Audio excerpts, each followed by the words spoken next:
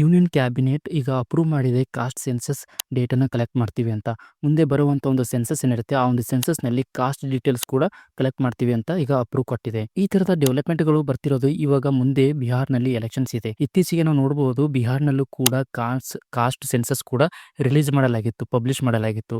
ಈಗ central government ಈಗ ಮತ್ತೆ ಅಪ್ರೂವ್ ಕೊಟ್ಟಿದೆ ಕಾಸ್ಟ್ ಡೇಟಾನ ಮುಂದಿನ ಸೆನ್ಸಸ್ನಲ್ಲಿ ಡೀಟೇಲ್ನ ಕಲೆಕ್ಟ್ ಮಾಡ್ತೀವಿ ಅಂತ. ಒಂದು ಕ್ವಶನ್ಸ್ ರೈಸ್ ಆಗುತ್ತೆ, ಈ ತರದ ಕಾಸ್ಟ್ ಡೀಟೇಲ್ಸ್ಗಳನ್ನ ಕಲೆಕ್ಟ್ ಮಾಡೋದ್ರಿಂದ ಒಂದು ಜಾತಿಯಲ್ಲಿ ಎಷ್ಟು ಜನಗಳಿದ್ದಾರೆ ಅಂತ ಅರ್ಥ ಆಗುತ್ತೆ. ಅವರಿಗೆ ಒಂದು ಎಜುಕೇಷನ್ನಲ್ಲಿ ಮತ್ತು ಜಾಬ್ಸ್ನಲ್ಲಿ ಹಂಚಿಕೆ ಮಾಡೋದ್ರಲ್ಲಿ, ಸೀಟ್ ಹಂಚಿಕೆ ಮಾಡೋದ್ರಲ್ಲಿ ಹೆಲ್ಪ್ ಆಗುತ್ತೆ. ಆದರೆ ಜಾತಿಯ ಆಧಾರದ ಮೇಲೆ ಹಲ್ಲೆಗಳಾಗುತ್ತಲ್ಲ, ವೈಲೆನ್ಸ್ ಆಗುತ್ತಲ್ಲ, ಅದನ್ನ ತಡೆ ಹಿಡಿಯೋಕ್ಕಾಗುತ್ತಾ? ನಮ್ಮ ಭಾರತ ಸಂವಿಧಾನದಲ್ಲಿ ಜಾತಿ ನಿರ್ಮೂಲನೆಗೆ ಮತ್ತೆ ಅನ್ಟಚಬಿಲಿಟಿನ ರಿಮೂವ್ ಮಾಡೋದಕ್ಕೆ ಸುಮಾರು ಪ್ರೊವಿಷನ್ಸ್ಗಳಿದೆ. ಆದರೂ ಕೂಡ ಜಾತಿಯ ಆಧಾರದ ಮೇಲೆ ವೈಲೆನ್ಸ್ಗಳನ್ನ ತಡೆ ಹಿಡಿಯೋಕೆ ಆಗ್ತಿಲ್ಲ. ಸರ್ಕಾರ ಯಾವತ್ತೂ ಒಂದು ಜಾತಿಯ ಮೇಲೆ ಎಷ್ಟು ವೈಲೆನ್ಸ್ಗಳಾಗ್ತಿದೆ ಅದರ ಡೇಟಾ ಹೇಗೆ ಕಲೆಕ್ಟ್ ಮಾಡ್ತೀವಿ ಅಂತ ಯಾವತ್ತೂ ಹೇಳೋದಿಲ್ಲ.